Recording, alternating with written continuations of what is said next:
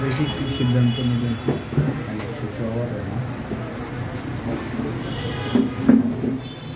কি হলো?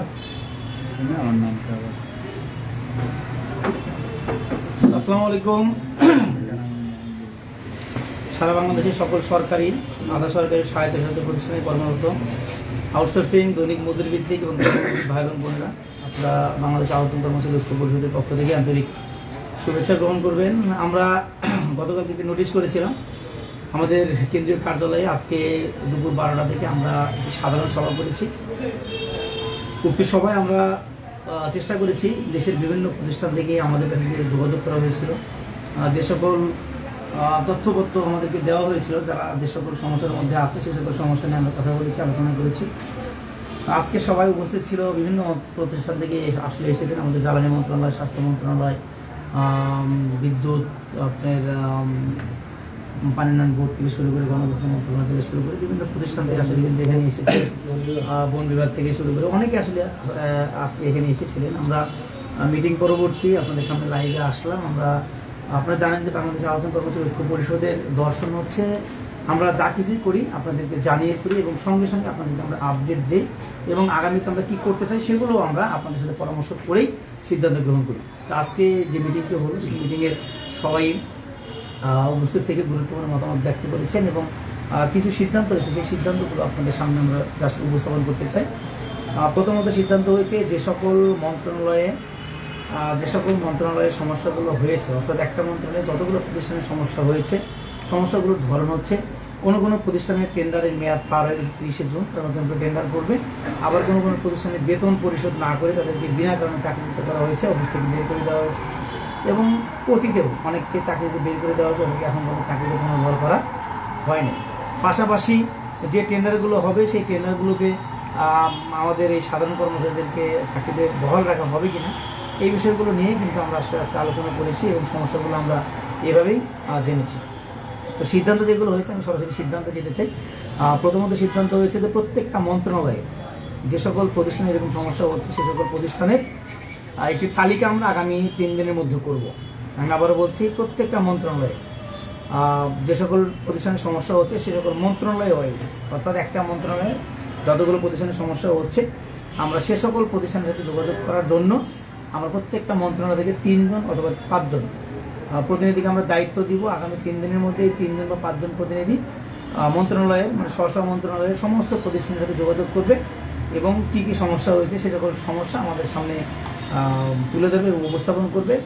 আমরা পরবর্তীতে তাদের তথ্যপত্রের ভিত্তিতে আমাদের আহ্বান কর্মচারী ঐক্য পরিষদের পক্ষ থেকে সংশ্লিষ্ট মন্ত্রণালয়ের উপদেষ্টা মহোদয় আছেন এবং সচিব মহোদয় আছেন, পাশাপাশি যে সকল কর্মকর্তাদের শরণাপন্ন হলে বা যে সকল কর্মকর্তাদের সাথে যোগাযোগ করলে আমাদের সমস্যাগুলোর সমাধান হবে সে সকল কর্মকর্তাদের বরাবর আমরা আপনাদের সমস্যাগুলো উল্লেখ করে চিঠি দিব। পাশাপাশি আমরা সে সকল সমস্যার সমাধান কোন প্রক্রিয়ায় করবে সে সকল বিষয়গুলো উল্লেখ করে আমরা সেই চিঠিতে রাখবো। পাশাপাশি যে চিঠিগুলো আমরা দিব সেই চিঠিগুলোতে বাংলাদেশের শ্রমজীবী মানুষের অভিভাবক যারা আছেন ওনারাও আমাদের এই দাবির সাথে একমত হবেন এবং আমাদের চিঠির উপরে আমরা চেষ্টা করব ওনাদের একটা সুপারিশ নেওয়ার জন্য, এবং তারা সুপারিশ করে দেন যে আমাদের সমস্যাগুলো সমাধানের জন্য সরকার দ্রুত সময়ের পদক্ষেপ গ্রহণ করেন এবং সরকারের সংশ্লিষ্ট মন্ত্রণালয়গুলোর জন্য দ্রুত সময়ের মধ্যে পদক্ষেপ গ্রহণ করে সংশ্লিষ্ট মন্ত্রণালয়ের সকল প্রতিষ্ঠানকে তারা একটা নির্দেশনা প্রদান করেন। এটা হচ্ছে আজকে আমাদের মিটিংয়ের সিদ্ধান্ত হলো। আমি আবার বলছি, প্রত্যেকটা মন্ত্রণালয় থেকে 3 জন অথবা 5 জন প্রতিনিধি আমরা সিলেক্ট করে দেবো আজকে। এই প্রতিনিধিগণ আগামী 3 দিনের মধ্যে তার মন্ত্রণালয়ের সাথে যোগাযোগ করে সমস্ত প্রতিষ্ঠানের তথ্যপত্র আমাদেরকে 3 দিনের মধ্যে তারা দিবে। দেওয়ার পরে আমরা চেষ্টা করব যেন দ্রুত সময়ের মধ্যে এই বিষয়ে আমরা পদক্ষেপ গ্রহণ করতে পারি। পাশাপাশি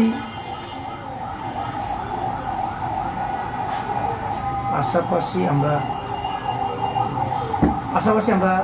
চেষ্টা করব যে সকল দায়িত্বে তারা থাকবে এই তথ্যপত্র সংগ্রহ করার জন্য তাদের আমরা আমাদের অবজারভেশনে রাখবো। তাদের আমাদের কেন্দ্রীয় কমিটির নেতাদের যোগাযোগ থাকবে, তারা ঠিক আমাদের কাজ করছে কিনা এগুলো আমরা তাদেরকে সার্বিক সহায়তা করার জন্য আমরা সর্বক্ষণে যোগাযোগ রাখবো।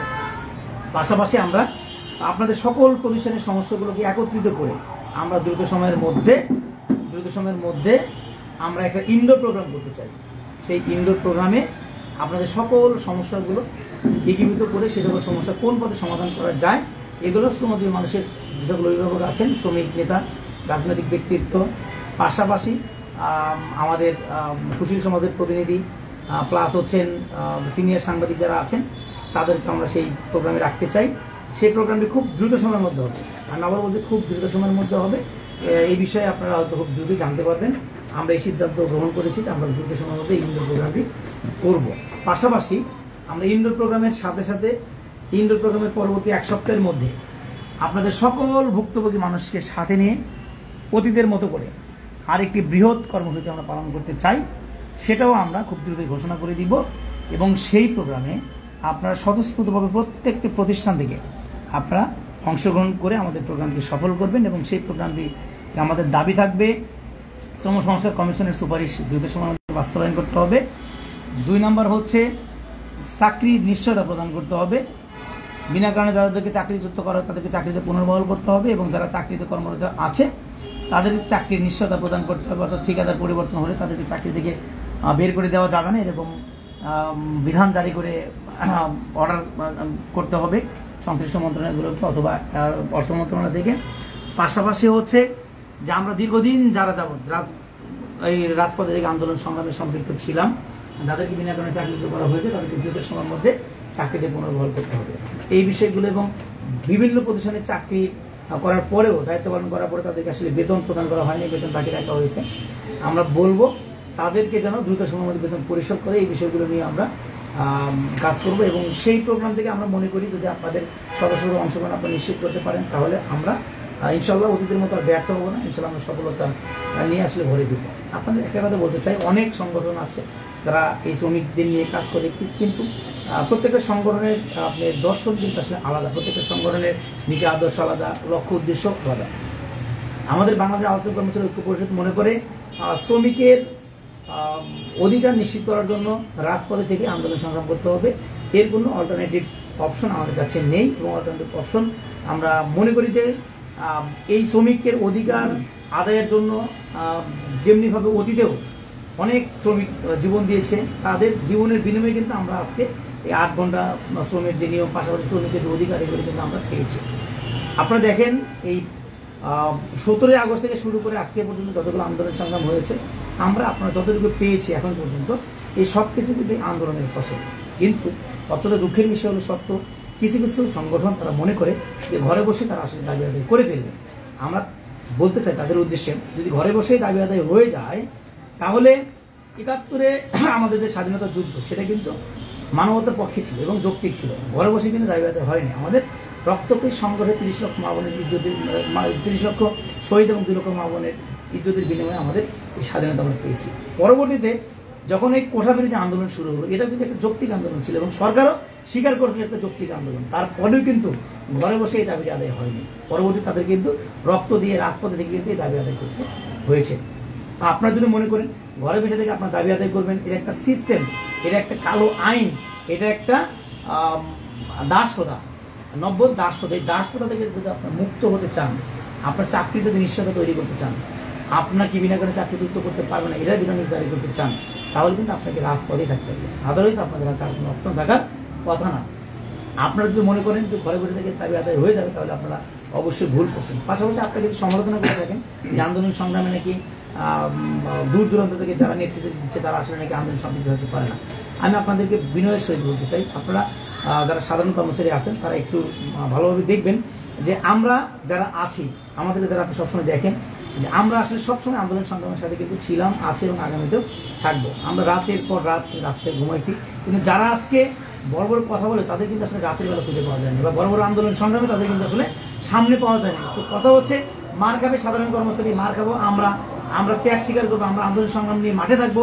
অথচ আপনারা মাইক পেলেই বড় বড় স্লোগান দিবেন, বড় বড় বুলি আওড়াবেন, অত সাধারণ মানুষের কাতারে এসে দাঁড়িয়ে আন্দোলন সংগ্রাম করবেন না। আমি মনে করি আপনারা আসলে এই অবহেলিত লাঞ্ছিত বঞ্চিত মানুষের অধিকার আদায়ের আন্দোলন আপনাদের নেতৃত্ব দেওয়ার মতো আসলে যোগ্যতা আমি মনে করি আপনাদের আসলে নেই। এখনো সময় আছে, আপনার সাধারণ মানুষের পালস বুঝুন।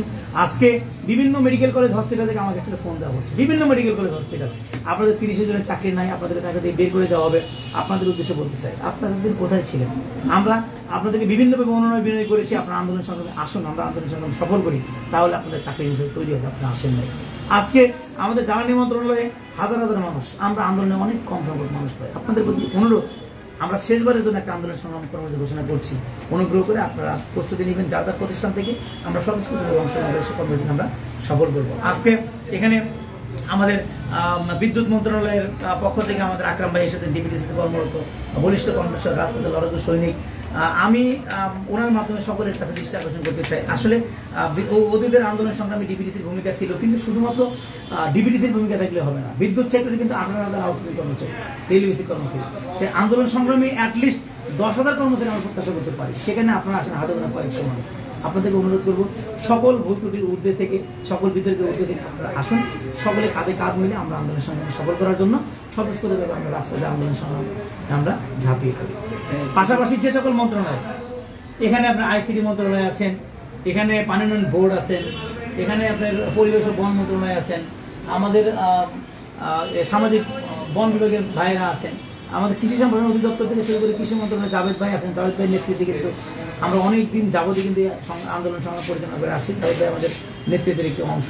তো আপনারা যারা কৃষি মন্ত্রণালয় থেকে আমার কথাগুলো শুনছেন, আমি যতটুকু জানি এই মুহূর্তে কৃষি সম্প্রসারণ অধিদপ্তরের মতো করে কৃষি মন্ত্রণালয়ে কিন্তু 18টি বিভাগ আছে, যে 18টি বিভাগ কিন্তু আপনাদের ডিজি মহোদয় হয়তো সেই বিভাগগুলোর প্রধান, তাদের আন্ডারে কিন্তু এই বিভাগগুলো পরিচালিত হয়, এবং সেখানে কিন্তু আমরা মনে করছি 6 থেকে 7,000 মানুষ কিন্তু সেই বিভাগগুলোতে আপনার কর্মরত আছেন আউটসোর্সিং টেলিভিশন হিসেবে। তা আপনাদের অনুরোধ করবো, আপনাদের কারোর চাকরি কিন্তু এই মুহূর্তে, আপনাদেরকে জানেন আপনাদের কারোর চাকরি এই মুহূর্তে নাই। আপনাদের 30 জুনের পরে টেন্ডার যদি অনুমোদন পায় তাহলে টেন্ডার হবে, যদি টেন্ডার হয় এরপরেও আপনাদের চাকরির নিশ্চয়তা সেখানে থাকবে কিনা এই বিষয়ে কিন্তু ক্লিয়ার না।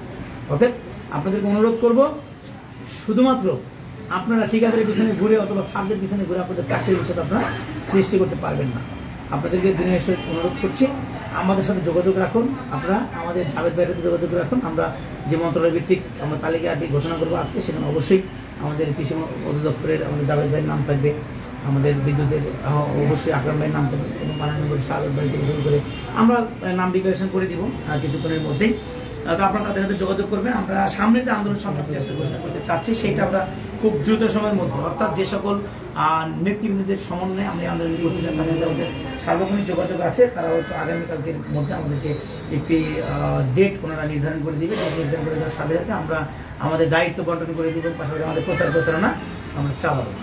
তো এতটুকু ছিল আজকের যে মিটিং, এই মিটিংয়ের আপডেট আপনাদেরকে আমরা সেটা শেয়ার করলাম। পাশাপাশি স্বাস্থ্য খাত আমি বলেছি এর আগে, এরপরেও আবারও বলতে চাই, স্বাস্থ্য সেক্টরে যারা আপনারা বলেন বিভিন্ন উপজেলা স্বাস্থ্য কমপ্লেক্স থেকে আপনাদের বছরের পর মাসের বেতন দেয়, বছরের পর বছর বেতন পান না। আসলে আন্দোলন সংগ্রাম আমরা থ্রো করলে আপনাদের উচিত আপনাদের সবাই সম্পৃক্ত হয়ে আমাদের আন্দোলন সংগ্রামের সাথে অংশগ্রহণ করা, একত্রিত হওয়া, কিন্তু আমরা আপনাদের অংশগ্রহণ সেখানে নিশ্চিত আমরা দেখতে পাই না। এভাবে চলতে থেকে আপনার চাকরি হারাবেন না, চাকরি হারানোর পরে যোগাযোগ করলে আমাদের জন্য আপনাদের জন্য কাজ করা অনেক কঠিন। পাশাপাশি স্বাস্থ্য মন্ত্রণালয়ের যারাই আমার লাইভে দেখছেন, আপনাদের সমস্যা কিন্তু সবচেয়ে বেশি, কিন্তু আপনাদের উপস্থিতি সেভাবে আমরা দেখতে পাই না। আপনাদেরকে অনুরোধ করবো, যদি আপনাদের নিজের ভালোটা বুঝতে পারেন তাহলে অবশ্যই আগামী দিনের আন্দোলন সংগ্রামে আপনারা অংশগ্রহণ করবেন। পাশাপাশি আমি কিন্তু অতীতেও আপনাদেরকে বলেছি, আবারও বলছি আজকে, আমি বলেছিলাম অসংখ্যবার লাইভ করে বলেছিলাম, সাংবাদিকদের মাধ্যমে আপনাদেরকে বলেছি যে এই জুন মাসে হাজার হাজার মানুষের চাকরি চলে যাবে, কিন্তু আপনার সেগুলো আমলে নেন নাই। কিন্তু আজকে যখন আপনারাই ফোন দিয়ে বলেন ভাই আমাদের চাকরি নাই, আমাদের দুঃখ প্রকাশ করতে হয় যে আপনারা এতদিন আমাদের কথাগুলো আমলে নেন নাই। আমি আজকে সর্বশেষ আবারও বলছি, আপনারা যদি এখনো আপনাদের প্রয়োজনীয়তা উপলব্ধি করে যদি আপনার আন্দোলন সংগ্রামে না আসেন, এই জুন মাস থেকে শুরু আমরা হয়েছে আপনাদের এই টেন্ডার, হয়তো 2-3 মাসে টেন্ডারিং প্রসিডিউর চলবে, সেখানে কিন্তু আপনাদের লক্ষ লক্ষ মানুষের চাকরি চলে যাবে। কারণ আমরা ইতিমধ্যে জেনেছি যে অসংখ্য প্রতিষ্ঠানে টেন্ডার হচ্ছে, আর টেন্ডার হলে নতুন ঠিকাদার আসলে কিন্তু আপনাদেরকে চাকরি দিতে করবে। অতএব এখনো সময় আছে, আসুন আমরা আন্দোলন সংগ্রামের মাধ্যমে সরকারের একটি যৌক্তিক আলোচনার মাধ্যমে সরকারের কাছ থেকে আমরা একটি যৌক্তিক সমাধান আমরা প্রত্যাশা করি। এবং সর্বশেষ সরকারের যে সকল গোয়েন্দা সংস্থা আছেন, আপনারা বিভিন্নভাবে আমাদেরকে ফলো করে থাকেন। আমরা জানি যে আমাদের তথ্যপত্রগুলো আপনাদের কাছে আছে। এরপরেও আপনাদেরকে আমরা বিনয়ের সাথে অনুরোধ করব, আপনারা আবারও পুনরায় তদন্ত করুন, বারবার তদন্ত করুন আমাদের দাবিগুলো যৌক্তিক কিনা, এবং আমরা যে সকল দাবি দেওয়া আমরা করি এবং যে সকল দাবি দেওয়া আমরা রাজপথে আন্দোলন করি, আমরা যে সকল অভিযোগ করি, সে সকল অভিযোগ আসলে সত্য কিনা আপনারা সেগুলো যাচাই বাছাই করুন, এবং যাচাই বাছাই করে আপনার সরকারের কাছে যৌক্তিক সমাধানের জন্য একটা পরামর্শমূলক আপনারা প্রতিবেদন সাবমিশন দেন, যেটার ফলশ্রুতিতে সরকার একটি যৌক্তিক সমাধানের জন্য আমাদের সাথে আলোচনায় বসবে এবং আমাদের সাথে আলোচনা করে যৌক্তিক সমাধান আমাদেরকে দিবে। আমি আবার বলছি, গোয়েন্দা সংস্থার যে সকল ভাইয়েরা আমাদের লাইভগুলো দেখেন, আপনারা যারা আমাদের পেজগুলোর সাথে সম্পৃক্ত আছেন অথবা যারা আপনাদের কাজের সাথে আমাদেরকে ফলো করেন বা আমাদের তথ্যপত্র আপনারা সংগ্রহ করেন, আপনাদের বিনয়ের সহিত বলি আপনারা আমাদের তথ্যপত্র পুঙ্খানুপুঙ্খানুভাবে যাচাই বাছাই করবেন, এবং যে সকল অভিযোগগুলো আমরা করি, যেরকম আমাদের সামাজিক বন বিভাগের বরিশালের ভাইরা যারা এসে তারা অভিযোগ করেছে, কিন্তু এখানে তারা আছে, তারা কিন্তু অভিযোগ করছে যে পুরাতন কর্মচারী যারা তারা 6 জন, তাদেরকে বাদ দিয়ে নতুন কর্মচারী নেওয়ার জন্য নাকি অলরেডি বাইরে থেকে নতুন টাকা নিচ্ছে, লেনদেন করছে। তো আপনারা এই বিষয়গুলো তো আপনারা করবেন। আমি নিজেও কিন্তু বন বিভাগের যে কর্মকর্তা আছেন ওনার সাথে কথা বলেছি এবং রিকোয়েস্ট করেছি যে আমাদের নীতিমালা অনুযায়ী কিন্তু অভিজ্ঞতা সম্পন্ন কর্মচারীদেরকে বহাল রাখতে হবে, এবং প্রতিষ্ঠান প্রধান না চাইলে কোনো কর্মচারীকে আপনারা বাতিল করতে পারবেন না, এই বিষয়গুলো কিন্তু আমি কথা বলেছি। কিন্তু আসলে ওনার সাথে কথা বলে আমার খুব বেশি ভালো মনে হয় নাই যে উনি তাদের পক্ষে কথা বলবেন, তাদের চাকরিতে পুনর্বহাল করবেন। তো আপনারা এই বিষয়গুলো নিয়ে কাজ করুন। যদি প্রত্যেকটা প্রতিষ্ঠানের প্রধানরা যদি দায়িত্ব নেয় যে কোনো কর্মচারীকে আসলে বাদ দিতে পারবে না, তাহলে কিন্তু দেশের মধ্যে একটা বিশৃঙ্খল পরিবেশ কিন্তু সৃষ্টি হওয়ার সম্ভাবনা কমে যাবে। আমরা প্রত্যাশা করি যে এই সরকার একটি মানবিক সরকার, এই সরকার মানুষের জন্য কাজ করছে। তবে এই সরকারের সহায়ক শক্তি হিসেবে আপনারা গোয়েন্দা সংস্থা যারা আছেন তাদেরকে দায়িত্ব পালন করতে হবে, আমাদেরকে দায়িত্ব পালন করতে হবে। আমরা কিন্তু সবসময় শান্তিপূর্ণভাবে কিন্তু আমাদের অবস্থান কর্মসূচি বলেন বা বিভিন্ন কর্মসূচি আমরা পালন করে থাকি। এখন যদি দেশের লক্ষ লক্ষ মানুষ যদি বিনা কারণে চাকরিচ্যুত হয়, এর জন্য যদি মানুষগুলো রাজপথে নেমে এসে যদি আন্দোলন সংগ্রাম করে এবং সেই সময় যদি দেশের আইন পরিস্থিতির অবনতি হয় অথবা যদি বিশৃঙ্খল পরিবেশের সৃষ্টি হয়, এর জন্য কিন্তু রেসপন্সিবল হচ্ছে ওই প্রতিষ্ঠান প্রধানরা যারা টেন্ডার কল করেছিল এবং যারা ওই টেন্ডারে এমন কোনো শর্ত দেয় না যে প্রতিটি কর্মচারীদেরকে বহাল রাখতে হবে, তারা অগ্রাধিকার ভিত্তিতে নিয়োগ পাবে। আমরা মনে করি সেই সকল প্রধানরা এর জন্য রেসপন্সিবল। পাশাপাশি যে সকল ঠিকাদারি প্রতিষ্ঠান বিনা কারণে অভিজ্ঞতা সম্পন্ন কর্মচারীদেরকে বাদ দিয়ে আপনারা নতুন কর্মচারী নিয়োগ করবে, তারা কিন্তু এর জন্য রেসপন্সিবল। পাশাপাশি আপনারা যারা আছেন, আমরা যারা দেশের সুস্থ পরিবেশ বজায় রাখতে চাই, যারা কাজ করছি, আইন শৃঙ্খলা বাহিনী বলেন, গোয়েন্দা সংস্থা বলেন, আমরা আপনাদেরকে রেসপন্সিবল মনে করবো। কারণ হচ্ছে আপনারা কিন্তু সেখানে দেখবে স্থিতিশীল ভারসাম্য বজায় রাখার জন্য আপনারা কিন্তু রেসপন্সিবল। অতএব আপনাদেরকে অনুরোধ করছি যে আপনারা আমাদের কথাগুলো আবারও মনোযোগ সহকারে শুনবেন, আমাদের কথাগুলো যৌক্তিকতা উপলব্ধি করবেন, আপনারা তদন্ত করবেন, অধিকতর তদন্ত করবেন। তদন্ত করে এগুলোর যদি অথেন্টিকেশন আপনাদের কাছে থাকে, আপনাদের প্রুফ পান যে আমাদের অভিযোগগুলো সত্য, তাহলে এই বিষয়ে পদক্ষেপ গ্রহণ করার জন্য সরকারের কাছে আপনারা তথ্যপত্র সম্বলিত এবং আপনাদের ইফেক্টিভ একটি প্রতিবেদন আপনার সাবমিশন দিবেন, যেন আপনাদের প্রতিবেদন আলোকে সরকার যেন এমন একটা পদক্ষেপ গ্রহণ করে আমাদের যেন রাজপথে দাঁড়িয়ে আন্দোলন সংগ্রাম করার প্রয়োজন আর না হয়। তো পরিশেষে আপনাদের সকলকে ধন্যবাদ জানাচ্ছি যারা এই মুহূর্তে আমাদের এখানে উপস্থিত আছেন। আমি খুব ছোট করে তাদের পরিচয় দিয়ে দিতে চাই। আমার পাশে আছেন বাংলা প্লাস্টিক সার্জারি কর্মরত এবং আমাদের বাংলাদেশ আহ্বান কর্মচারী পরিষদের বিপ্লবী সহসভাপতি আমার অত্যন্ত শ্রদ্ধাবাদা আমাদের খলিল ভাই। পাশে আছেন আমাদের সামাজিক বন বিভাগ থেকে এসেছেন বরিশাল থেকে আমাদের দুজন ভাই, সুজন ভাই এবং রিজভি ভাই। পাশে আছেন আমাদের ঢাকা মেডিকেলে কর্মরত আমাদের কেন্দ্রীয় নেতা আমাদের আহসান হাবিব, অত্যন্ত বরিষ্ঠ কণ্ঠস্বর। উনি কিন্তু ডেইলি বেসিকে কর্মরত এবং আমরা কিন্তু শুধুমাত্র আহত নিয়ে কাজ করি না, আমরা ডেইলি বেসিক এবং প্রকল্প ভিত্তিক যারা আছেন আমরা কিন্তু সকলকে নিয়েই কাজ করি। আমরা যখনই কোথাও আলোচনা করতে যাই তখন কিন্তু আমরা সমানভাবে গুরুত্ব দিই এই তিনটা সংস্থাকে, আউটসোর্সিং, ডেইলি বেসিক, প্রকল্প ভিত্তিক ভাই বোনদের। এবং আমরা যখনই কাজ করি, যখনই কোনো চিঠিপত্র দিই এবং যখনই আমরা সেখানে আলোচনার সুযোগ পাই, আমরা কিন্তু এই তিনটা সেক্টরকে নিয়ে আমরা কাজ করি। পাশাপাশি আমাদের ডান পাশে আছেন, আমি একটু দেখাতে চাই, ও দেখাচ্ছেন মনে হয়, আমি একটু দেখাতে চাই আমাদের এখানে উপস্থিত আছেন আমাদের ডিপিডিসিতে কর্মরত আন্দোলন সংগ্রামের নেতৃত্ব দানকারী বরিষ্ঠ কর্মকর্তা আমাদের আকরাম ভাই এখানে আছেন। পাচ্ছেন আমাদের কেন্দ্রীয় কমিটির আরেকজন নেতা সিনিয়র সহসভাপতি আমাদের পার্লামেন্ট বোর্ডের শাহাদাত ভাই।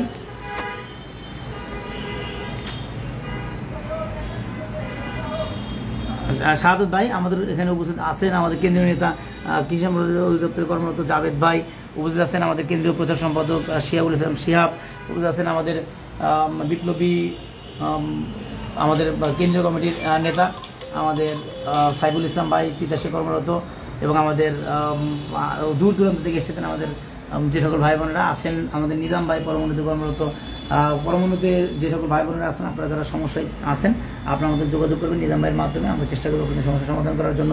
উপস্থিত আছেন আমাদের কাউসার ভাই, আইসিটি মন্ত্রণালয়ে কর্মরত। আইসিটির যে সকল ভাই বোনেরা আছেন তারা কাউসার ভাইয়ের সাথে যোগাযোগ করবেন, আমরা চেষ্টা করবো আপনাদের সমস্যার সমাধান করার জন্য।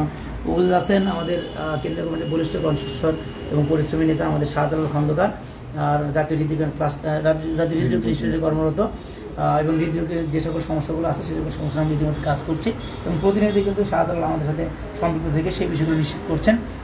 আমার ডান পাশে আছেন আমাদের আউটসোর্সিং কর্মচারী ঐক্য পরিষদের কেন্দ্রীয় কার্যনির্বাহী কমিটির বিপ্লবী সিনিয়র সভাপতি, আমাদের সকলের প্রিয় স্বাস্থ্য বিভাগে কর্মরত এবং স্বাস্থ্য বিভাগের প্রতিনিধি আমাদের মুকুল চন্দ্র দেবনাথ দাদা।